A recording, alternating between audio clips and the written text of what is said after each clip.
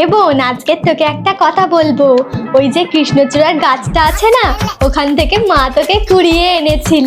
ওই জন্য দেখ, তোকে স্টিলের গ্লাসে দিয়েছে আর আমাকে কাঁচের গ্লাসে। আমার হাত থেকে সবসময় পড়ে যায়, ওই জন্য এটাতে করে দিয়েছে।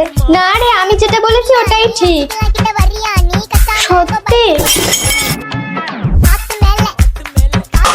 এই গ্লাসটাও মনে হয় ভাঙলো। এরা দুই বোনেতে মিলে আমার সংসারের সব জিনিস ধ্বংস করে দেবে।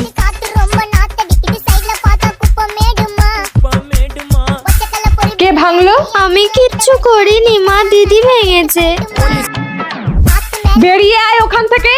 আমি জানি এখান থেকে বেরোলেই তুমি আমাকে মারবে।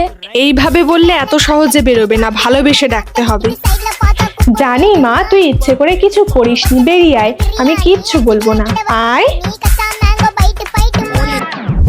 যা ক্ষতি হওয়া শুধু তোদের হাত থেকে হয় না। যা এখান থেকে।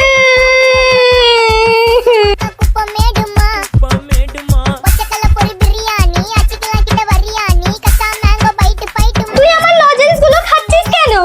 বেশ করেছিস, তুই যা এখান থেকে।